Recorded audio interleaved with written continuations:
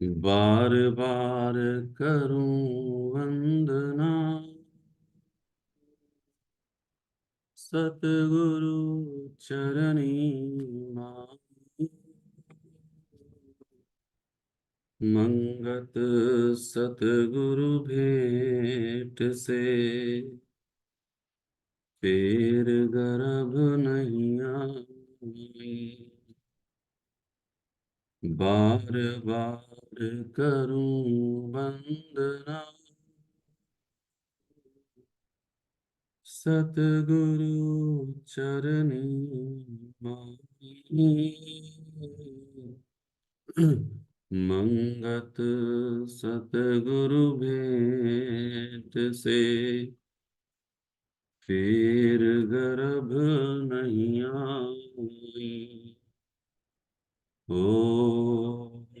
ब्रह्म सत्यम सर्वदा। ईश्वर मार्ग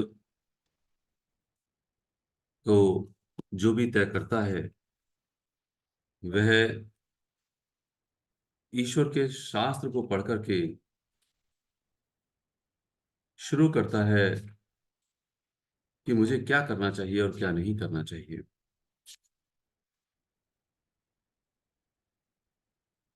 हम सभी जब तक ईश्वर परायण नहीं होते तब तक ईश्वर के मार्ग को तय ही नहीं कर सकते।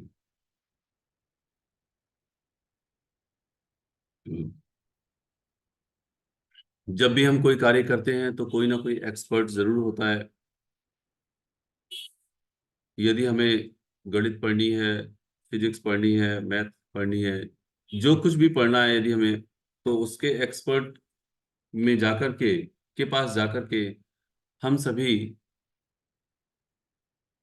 उनसे ज्ञान प्राप्त करते हैं। लेकिन आध्यात्म मार्ग यानी कि ईश्वर के मार्ग को तय करने के लिए हम अपने ही गुरु के पास नहीं जाते, या यूं कहें हम गुरु के परायण नहीं होते। गुरु के परायण होने का मतलब या गुरु के पास जाने का मतलब गुरु के निर्णय के आधार पर सोचना और उन्हीं के अनुसार अपने जीवन को व्यतीत करना। जो उन्होंने निर्णय दिया हुआ है, यदि हमने उस निर्णय के आधार पर अपनी सोच नहीं बनाई और सोच करके उसका निर्णय नहीं किया, तब तक हम कभी भी ईश्वर के मार्ग को तय नहीं कर सकते। ईश्वर के मार्ग को जब भी हमें तय करना होगा, तब हमें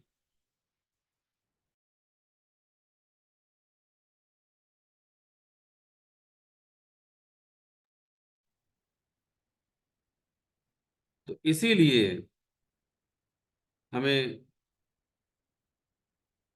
भगवान राम के जो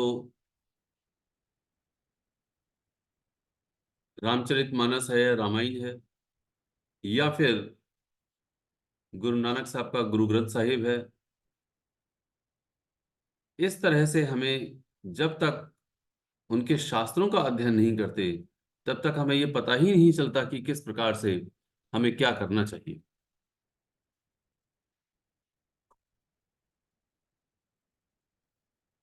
तो जो शास्त्र के आधार पर अपने जीवन को व्यतीत करता है वही सही मायने में अपने सतमार्ग को तय करने की शुरुआत कर देता है।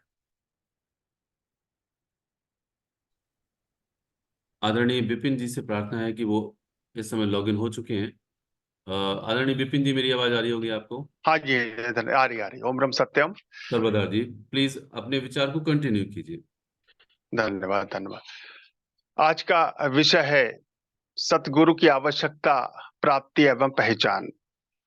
हम सभी जानते हैं हमारी भारतीय संस्कृति में गुरु को ईश्वर का स्थान दिया जाता है। शास्त्रों में कहा है कि गुरुर ब्रह्मा, गुरुर विष्णु, गुरुर देवो महेश्वरा, गुरुर साक्षात पर ब्रह्म तस्मै श्री गुरुवे नमः। अर्थात गुरु ब्रह्मा है, गुरु विष्णु है, गुरु शंकर हैं, गुरु साक्षात ब्रह्म हैं, ईश्वर हैं। गुरु को प्रणाम किया गया है, गुरु को नमन किया गया है।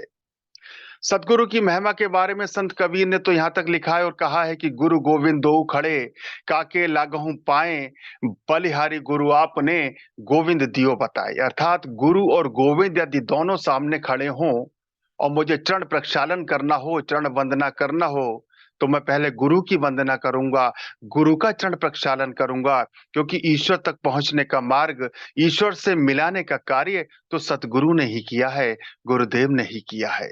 हमारे भारतीय संस्कृति में संत सहजोबाई गुरु की महिमा का वर्णन करते हुए, गुरु की महानता, गुरु की उच्चता के वर्णन करते हुए लिखती हैं कि तन मन धन सब इन पर बारूं, इनको न तजूं, हरि को तज डालूं।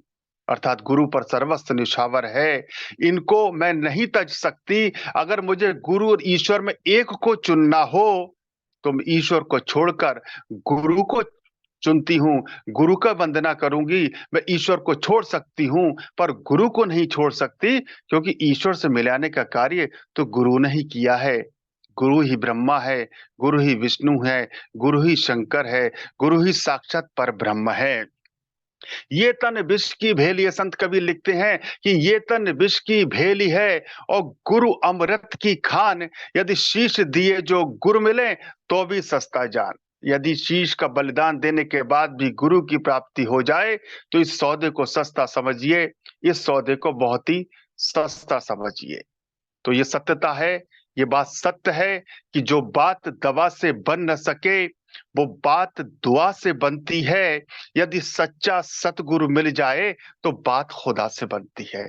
तो आइए जानते हैं कि हमारे जीवन में सतगुरु की क्या आवश्यकता है, कैसे उनको हम प्राप्त कर सकते हैं और एक सच्चे सतगुरु की हम पहचान कैसे कर सकते हैं। इस विषय पर पूज्य सतगुरुदेव महात्मा मंगत राज जी ने बड़ा ही स्पष्ट मार्गदर्शन हम सभी का किया है। श्री समता विलास में गुरु पद का सिद्धांत के माध्यम से उन्होंने हमें बताया है, ये समझाया है कि गुरु का वास्तविक अर्थ क्या है, गुरु का हमारे जीवन में क्या महत्व है, गुरु की हम पहचान कैसे करें और गुरु की प्राप्ति कैसे कर सकते हैं। गुरु की महिमा अपार है, जाने कोई गुरु संत, मंगत गुरु साचा सोही, जाको नहीं भरमंत, मन अपना निर्मल करे, कमावे सत शब्द की सेव, मंगत नित आदेश है, बड़ भाग से मिले सो गुरुदेव। बड़े भाग से गुरुदेव मिलते हैं। तो आइए समझते हैं कि गुरु क्या है, गुरु का अर्थ क्या है, गुरु की आवश्यकता क्या है, गुरु की पहचान क्या है। गुरु पद का सिद्धांत का वचन नंबर 1 जो है, पहला वचन है जिसमें लिखा है, गुरुदेव कहते गुरु शब्द का अर्थ यह है कि अंधकार को नाश करने वाला। वास्तव में तो गुरु एक शब्द स्वरूप परमेश्वर ही है जो तमाम भ्रम अंधकार से निर्मल है, तमाम भ्रम अंधकार को नाश करने वाला है। अखंड प्रकाश घट घट व्याप रहा है।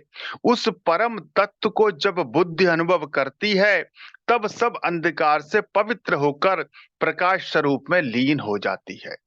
अर्थात इसका भावार्थ क्या है कि गुरु शब्द का शाब्दिक अर्थ है अज्ञान रूपी अंधकार को नाश करने वाला। गुरु का जो शाब्दिक अर्थ है कि अज्ञान रूपी अंधकार, हमारे अंदर जो अज्ञानता है, जो अज्ञान का अंधकार है, उसको दूर करने वाला, उसका नाश करने वाला।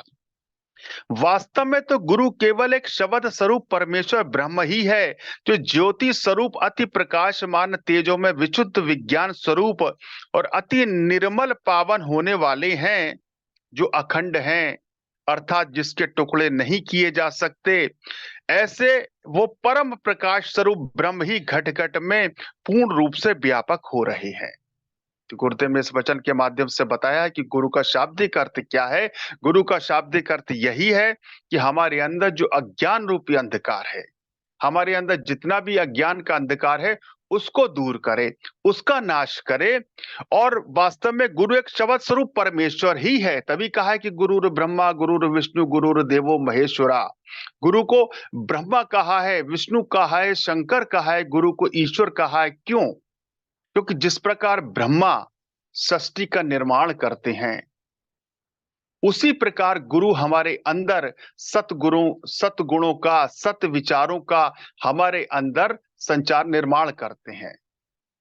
और जिस प्रकार भगवान विष्णु पूरे संसार का, पूरी सृष्टि, पूरे ब्रह्मांड का पोषण करते हैं, पालन करते हैं, ठीक उसी प्रकार गुरु हमारे अंदर वो जो सत विचार, जो सत ज्ञान जिसका निर्माण उन्होंने हमारे अंदर किया है, उसका पोषण करते हैं, उसका रक्षा करते हैं, उसको पुष्पित और पल्लवित करते हैं। जिस प्रकार भगवान शंकर सृष्टि का विनाश करते हैं, सृष्टि का संहार करते हैं, ठीक उसी प्रकार सतगुरुदेव हमारे अंदर जो हमारे पाप कर्म हैं, जो हमारे अंदर दुर्भावना है, जो हमारे अंदर पाप कर्म है, जो हमारे अंदर बुरे विचार हैं, उनका नाश करते हैं, उनका विनाश करते हैं। इसीलिए गुरु को ब्रह्मा, विष्णु और शंकर के समकक्ष कहा गया है और गुरु को ईश्वर से बढ़कर कहा गया है, ईश्वर से महान बताया गया है।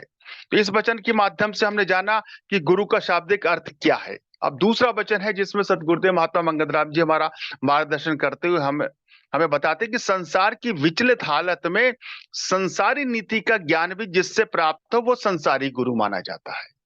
देखिए, एक संसारिक गुरु है जिनसे संसारिक जो बातें हैं उनका ज्ञान होता है, और एक सतगुरु है जिनसे हमें सत का ज्ञान होता है। तो वो कहते हैं संसार की विचलित हालत में संसारी नीति का ज्ञान भी जिससे प्राप्त होवे वो संसारी गुरु माना जाता है। यानी इस जीव को हर वक्त सिखाया की जरूरत है, बगैर सिखाया के संसारिक तथा परमार्थिक बोध नहीं हासिल हो सकता। अर्थात इसका भावार्थ है कि इस वचन में श्री गुरुदेव जी का संकेत उन लोगों की तरफ है जो कहते हैं हमें गुरु की जरा भी आवश्यकता नहीं, जरा भी जरूरत नहीं। हम देखते हैं बहुत लोग हैं जो कहते हैं अरे गुरु की क्या आवश्यकता है, गुरु की जरूरत क्या है। हम काफी दानिशमंद है, बुद्धिमान है, हमें सब आता है, हम सब जानते हैं, हमें किसी गुरु की आवश्यकता नहीं है। अब गुरुदेव कहते हैं स्वयं ही हर बात का निर्णय, हम स्वयं ही हर बात का निर्णय कर सकते हैं। उन लोगों की ये भावना होती है हमें किसी गुरु की आवश्यकता नहीं है, क्या करना चाहिए क्या नहीं करना चाहिए इसका आप ही निर्णय कर लेंगे, परंतु ऐसा कभी नहीं हो सकता। गुरुदेव कह रहे हैं कि क्या करना चाहिए क्या नहीं करना चाहिए, क्या सही है क्या गलत है, क्या सत्य है क्या असत्य है, क्या ज्ञान है क्या अज्ञान है, इस बात का, क्या सारी बातों का निर्णय हम कर सकते हैं? ऐसा कभी नहीं हो सकता। कभी तो हमारा मन विचलित होता है, कभी कभी तो हमारी बुद्धि फिरती है, कभी तो हम इस सोच विचार में पड़ते हैं कि हमें क्या करना चाहिए। तो गुरुदेव कहते हैं इस अद्भुत संसार में हर मनुष्य को पग पग पर रहबर अर्थात गुरु की जरूरत पड़ती है। हर कदम कदम पर गुरु की जरूरत पड़ती है। क्या धर्म है क्या अधर्म है, इसका निर्णय इंसान कई बार स्वयं ठीक नहीं कर सकता, क्योंकि स्वार्थ युक्त बुद्धि हेर फेर से अपने निज स्वार्थ के अधीन पाप को भी पुण्य समझने लगती है। इसलिए यहाँ पर भी वही बीतराग पुरुष ही फैसला कर पाते हैं कि क्या सत है क्या असत है, क्या धर्म है क्या अधर्म है, और हमारा वास्तव में क्या कर्तव्य है। गुरुदेव कहते हैं कि हर पग, लोग कहते हैं कि हमें गुरु की आवश्यकता नहीं है, हम सब कुछ स्वयं कर सकते हैं, और वास्तविकता तो गुरुदेव बता रहे कि हर पग पग पर, कदम कदम पर गुरु की आवश्यकता पड़ती है। अर्थात कोई बताने वाला, कोई समझाने वाला, कोई राह दिखाने वाले की जरूरत पड़ती है। और वास्तविकता भी यही, हम अपना मूल्यांकन करें, बचपन से आज तक हमें कितने लोगों ने मार्गदर्शन किया है, कितने लोगों ने रास्ता दिखाया है। हम ऐसे ही तो इतने बड़े नहीं हो गए, ऐसे तो इतने बुद्धिमान नहीं हो गए। यदि हम नौकरी कर रहे हैं या व्यापार कर रहे हैं तो वहां भी हमें किसी ना किसी ने मार्गदर्शन किया है, किसी ने हमें सिखाया है, किसी ने हमें उंगली पकड़ के चलना सिखाया है, किसी ने हमें काम सिखाया है, किसी ने हमने व्यापार सिखाया है। तो गुरुदेव ने जो कदम कदम पर, हर पग पग पर किसी के सहारे की, किसी के आसरे की, किसी की सहायता की आवश्यकता इस जीवन में पड़ती है। तो क्या धर्म है क्या अधर्म है, क्या ज्ञान है क्या ज्ञान है, क्या सत्य है क्या नहीं है, इसके बारे में जब तक किसी गुरु का मार्गदर्शन नहीं होगा, किसी सतगुरु का सानिध्य नहीं मिलेगा, जब तक हम किसी सतगुरु के सानिध्य में नहीं आएंगे तब तक हम निर्णय कैसे कर सकते हैं। इसलिए गुरु की आवश्यकता इस जीवन में हर एक व्यक्ति, हर एक प्राणी को है। अब अगले वचन में गुरुदेव कहते हैं परमार्थिक गुरु वही हो सकता है जिसने परम तत्व अविनाशी परमेश्वर में स्थित हासिल की हो और तमाम तृष्णा विकार से जो पवित्र हो चुका है, यानी हर वक्त अपने अंतर विखे परम प्रकाश में जो लीन रहता है। अब इसमें गुरुदेव जी ने संसारिक धर्म की मर्यादा कायम रखने वालों को संसारी गुरु कहा है। पहले वाले वचन में जो हमने सुना था, जो संसार की मर्यादा को कायम रखना सिखाते हैं, संसारिक धर्म की मर्यादा को कायम रखने का ज्ञान देते हैं, जो हमें बताते हैं संसार में क्या सही है क्या गलत है, हमें कैसे जीवन व्यतीत करना चाहिए, हमें अपना जीवन कैसे गुजारना चाहिए, उनको संसारी गुरु कहा है। वो संसारी गुरु है। वास्तविकता भी है, हमने अध्ययन किया है, पढ़ाई करी है, हमने अपने जब हमने होश संभाला, हमें हमें हमारी माता ने सिखाया, हमारे पिता ने सिखाया, जब हम पढ़ने गए स्कूल में, विद्यालय में, तो हमें टीचर्स ने, हमारे अध्यापकों ने हमें सिखाया। फिर और बड़े हुए, जब हम किसी शिक्षण संस्थान में, बड़े इंस्टीट्यूट में पढ़ने गए, तो वह हमारे शिक्षक रहे, उन्होंने हमें ज्ञान दिया। तो ये सारे संसारिक गुरु हैं। परमार्थिक गुरु की महानता और गुण इस वचन में गुरुदेव प्रकट करते कहते हैं कि उस साधक उस परम तत्व रूपी ब्रह्म परमेश्वर में जो पूर्ण स्थिति रूप से स्थिति हासिल कर चुका हो, जिसकी सारी कामनाएं तृष्णाएं मिटकर जो पूर्ण हो चुका हो, अपने हृदय में जो इस परम प्रकाश रूपी ब्रह्म में नित्य प्रति लीन रहता है, जो अपना लेना देना सब समाप्त कर चुका है, जिसमें तनिक भर भी ममता रूपी अहंकार लेश मात्र नहीं बचा, उस ब्रह्म में लीन होकर स्वयं ब्रह्म रूप हो चुका हो, ऐसा ब्रह्मनिष्ठ ज्ञान ही परमार्थिक गुरु कहलाने का हकदार है। अब संसारिक गुरु हमने समझा, परमार्थिक गुरु के लक्षण गुरुदेव इसमें बता रहे हैं कि परमार्थिक गुरु या सदगुरु कौन बन सकता है, उसके क्या गुण है। तो इसमें गुरुदेव कह रहे हैं कि इस वचन में परमार्थिक गुरु की महानता गुण प्रकट किए हैं कि जो साधक उस परम तत्व रूपी ब्रह्म परमेश्वर में पूर्ण रूप से स्थिति हासिल कर चुका हो, जिसकी सारी कामनाएं, सारी तृष्णाएं, सारी वासनाएं, सारी इच्छाएं मिट चुकी हों,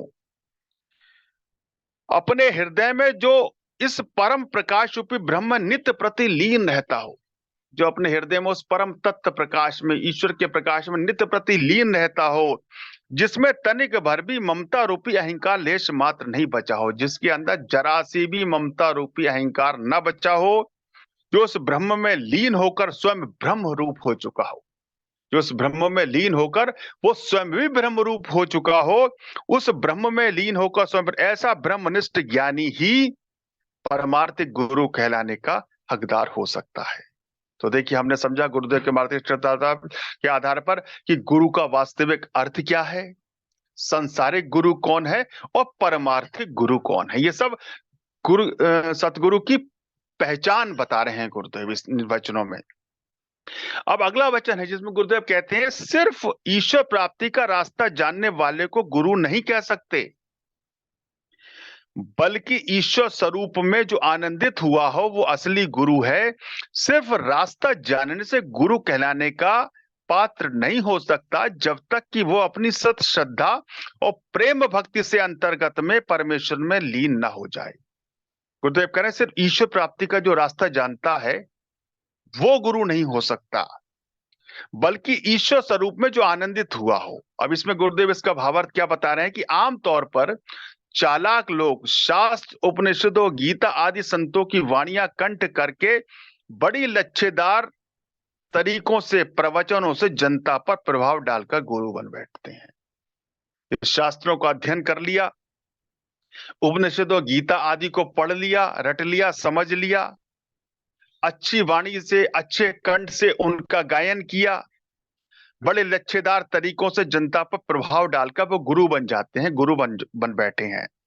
पहले तो गुरु का स्वांग धारण करते हैं, बड़ी मधुर स्वर से वाणी का गायन कर जनता को मोहित कर लेते हैं, फिर परमार्थ पथ के सुने सुनाए हाल बताते हैं। व्यक्तिगत तजुर्बा इनका नहीं होता, शास्त्रों को रट लेते हैं, बड़े लच्छेदार तरीके से प्रवचन करते हैं, गायन के माध्यम से, संगीत के माध्यम से जनता पर प्रभाव डालने का प्रयास करते हैं, और परमार्थ के जो सुने सुनाई जो बातें उनको सुनाते हैं। इनका व्यक्तिगत अनुभव नहीं होता। बताते हैं सेवा करो, दान करो, पुण्य करो, लोगों पर दया करो, ये सब सुनी सुनाई बात बताते हैं। वास्तव में इनका कोई अपना तजुर्बा नहीं होता, उन्होंने कभी सेवा नहीं की होती है, कभी दान नहीं दिया होता है, कभी दूसरों के काम नहीं आए होते हैं, लेकिन दूसरों को प्रवचन देते हैं। व्यक्तिगत तजुर्बे का नहीं हो। इसलिए महाराज जी फरमाते कि ऐसे लोगों को कभी भी गुरु कहलाने के हकदार नहीं हो सकते। ऐसे लोग गुरु कहलाने के हकदार नहीं हो सकते जो सुनी सुनाई बातों को बताएं, शास्त्रों को पढ़कर उसका प्रभाव दूसरों पर डालने का प्रयास करें। वर्तमान में हम देख रहे हैं समाज की जो स्थिति है, चारों तरफ सत्संग हो रहे हैं, गुरु भी बहुत हैं, लोग बना अपने गुरु धारण भी कर रहे हैं, लेकिन वास्तव में वो परमार्थिक गुरु नहीं है। गुरुदेव ने जो मार्गदर्शन दिया है, जो बताया है, उसके आधार पर अगर हम तुलना करें तो उनका अपना अनुभव कुछ नहीं है। वो दूसरों को सुनी सुनाई बातें बताते हैं और अपने जो शिष्य हैं उनको वो बजाय ईश्वरी मार्ग बताने के, ईश्वर की तरफ ले जाने के, वो संसार की तरफ ही ले जा रहे हैं। उन शिष्यों में भी वासनाएं बढ़ती जा रही हैं, इच्छाएं बढ़ती जा रही हैं, कामनाएं बढ़ती जा रही हैं। जब तक गुरुदेव ने बताया परमार्थिक गुरु वो है जिसकी सारी वासनाएं, सारी कामनाएं, सारी इच्छाएं, सारी तृष्णाएं मिट चुकी हों, जो ईश्वर में लीन हो गया हो, स्वयं ब्रह्म हो गया हो। अब अगले वचन में गुरुदेव कह रहे हैं कि गुरुपद अति ही कठिन अवस्था है। कोई ही गुरुमुख प्राप्त होता है जिसने अपने तमाम शारीरिक भोगों से त्याग हासिल किया है और हर वक्त आत्म स्वरूप में स्थित रहता है। परोपकारी जीवन जिसका हो, हर एक जीव से अधिक प्रेम रखने वाला हो, लाभ व हानि, खुशी व गमी, सर्दी व गर्मी, मित्र शत्रु, भय व भ्रम से जिसकी बुद्धि बिल्कुल न्यारी हो चुकी हो और शब्द स्वरूप ब्रह्म में स्थित हो गई हो, वो ही गुरु है। यानी प्रथम उसने अपना अंधकार दूर किया है, ईश्वर प्रकाश को प्राप्त हुआ है, उसका उपदेश दूसरों के वास्ते ही कल्याणकारी हो सकता है। अब इसका भावार्थ क्या है, आइए समझते। गुरुदेव कह रहे हैं गुरु पद का जो स्थान है, गुरु पद की जो पदवी है, उसको प्राप्त कर लेना बहुत कठिन है। इतना आसान नहीं है, हंसी का खेल नहीं है कि कोई भी प्राप्त कर ले। कोई बिरला ही गुरुमुख इस पद को प्राप्त करता है। कौन करता है? जिसने तमाम शारीरिक भोगों से, चाहे लौकिक हो या पारलौकिक हो, पारलौकिक त्याग हासिल कर लिया हो। यानी उसमें दोनों लोगों की सुख संपत्ति की कोई चाहना बाकी ना रही हो। देखिए, सच्चे सदगुरु की पहचान गुरुदेव बता रहे हैं। ये कौन बन सकता है परमार्थिक गुरु? कि जिसने तमाम शारीरिक भोगों से, चाहे लौकिक हो या पारलौकिक हो, त्याग हासिल कर लिया हो। उसमें दोनों लोगों की सुख संपत्ति की कोई चाहना बाकी ना रहो। दोनों लोगों की, इस लोक की और उस लोक की भी। और वास्तविकता क्या है, हमारे अंदर इस लोक की तो कामना है ही है। ये संसार में जब तक जीवित रहें, संसार के भोग मिलें, संसार की सुख सुविधाएं मिलें, और जब शरीर छोड़ करके जाएं, जब हमें स्वर्ग मिले तो वहां भी सुख मिले। तो इस लोक में और उस लोक में, दोनों लोकों में हमारी चाहत तो यही, संसार के सुख मिले, हमारी तृष्णाएं पूरी हो, कामनाएं पूरी हो और इच्छाएं पूरी हो। लेकिन गुरुदेव कह रहे हैं कि वास्तविक परमार्थिक गुरु कौन है, सदगुरु कौन है?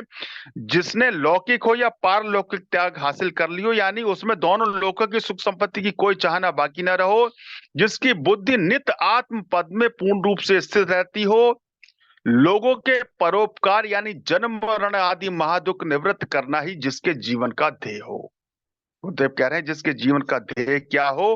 कि लोगों का परोपकार करना, जन्म मरण आदि महादुख निवृत्त करना ही जिसके जीवन का ध्येय हो, हर एक जीव में पूर्ण रूप से आत्म तत्व का दर्शन करता हो, सबसे अति प्रेम रखने वाला हो। तो देखिए, गुरुदेव ने इस वचन के माध्यम से मैं बताया कि सदगुरु की क्या पहचान है और सदगुरु हम किसको बनाएं और किसको हम जीवन में धारण करें। अब एक प्रश्न है, गुरुदेव से पूछा गया है, उसमें कुछ उन्होंने सच्चे गुरु की पहचान बताई है कि महाराज जी, आप तो घूमते ही रहते हैं, आप किसी कामिल पूर्ण गुरु को बतला सकते हैं, या कम से कम मेरे ख्याल में ऐसी पहचान बता दें जिसकी कसौटी पर हम उसे रखकर पहचान लें।